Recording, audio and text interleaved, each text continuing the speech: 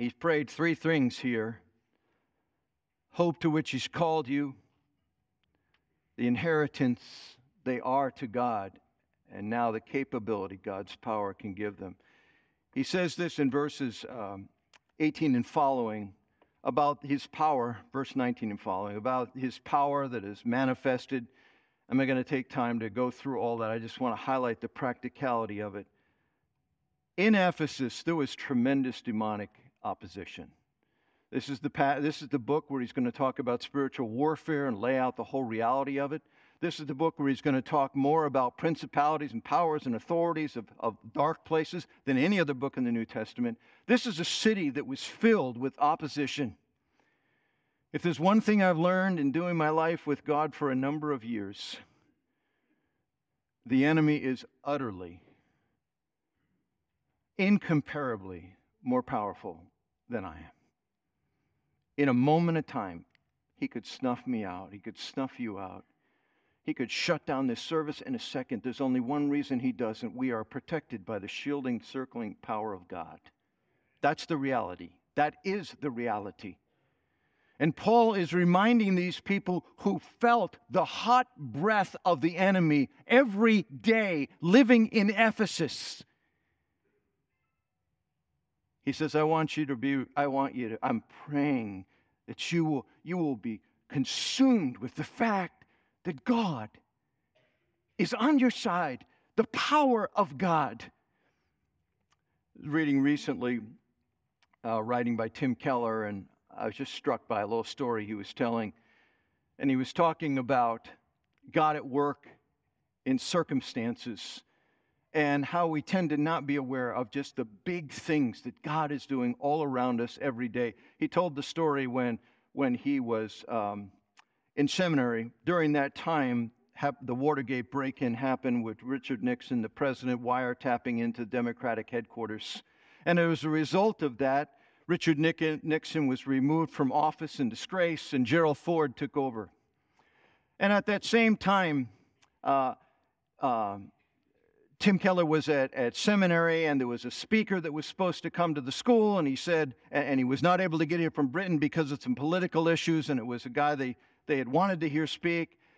And so a guy was on the board of the school, and I can't remember his first name, but he was the son of Gerald Ford. He was on the board of Gordon Conwell. And so he pulled some strings because his father was after in a pretty important position in the world at this moment as the president. And he got some strings pulled, and this guy was able to come to speak at Gordon Conwell. And he spoke at Gordon Conwell, and Tim Keller tells the story of how sitting out there, this guy absolutely changed my life. As a matter of fact, he's the reason I became a Presbyterian, talking with him and realizing I embraced what he's saying and where he's coming from. Tim Keller then left Gordon Conwell, and he went down to a small rural church in Virginia. Amazing church, diversity, amazing things he did there. But he's in a little country church there. Nobody knows him. But some Presbyterian leadership, because he was a part of their movement, reached out to him, and they said to Tim, would you be willing to consider starting a church in downtown Manhattan?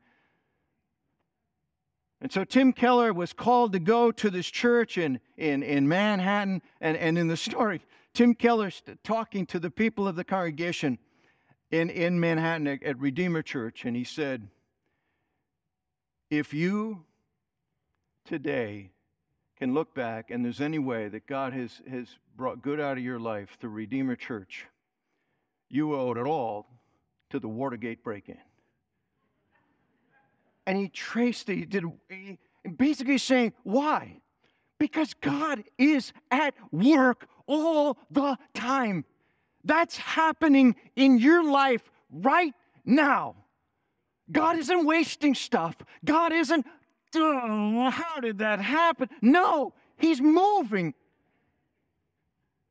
Because He's big and He's powerful and He's constantly thwarting the enemy. You know, we're looking right now to move on to our next lead pastor, right? We've only had one. I'm sorry for that, but we've only had one in all these years, 43 years. Brown hair, mustache, turned into this. But But I am absolutely certain that God cares more about this church than any of us. And as godly leaders are crying out with a prayer of Jehoshaphat, "Oh God, our eyes are on you," I am absolutely positive God is going to orchestrate this thing to His own glory and praise. I've prayed for the last 20 years that the years after me would be the time when God did His greatest work in this church. I believe He's going to do that. I'm absolutely positive He's going to do it. Why? Because He's a God of power. And we can pray and embrace the power of God. Okay, so here we come. And in Sixers terminology, in regards to succession, they may trust the process. We're trusting the processor. Okay, conclusion. Let's put some shoes on the bottom shelf. Here we go. Number 1, pray this prayer for yourself. Ephesians chapter 1, pray through it and pray it for yourself. Secondly, really meditate on these truths. That your confidence is in you know God. And you know there's a purpose for your life. And you know your future. There's a contentment that you have in that you are God's inheritance that He has deeded to Himself. And there's a capability that is found in God is working for you. And as you reflect on those things, I encourage you, and I'd encourage you to write this down. Ask this question: how would my life be different if I really knew this in my life?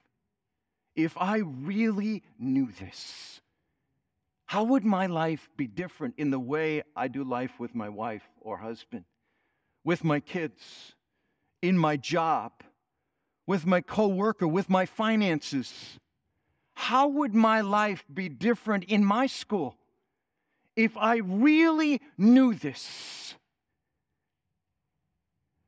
Number 3, remember that Jesus Christ prayed these truths for you. He prayed that they would know the Father. He prayed that they would experience the Father's love for them. He prayed that they would be protected and empowered. All 3 parallel Paul's prayer here. And last, pray this for others. The next time you feel prompted to pray for somebody and you don't know what to pray, well, pray this way.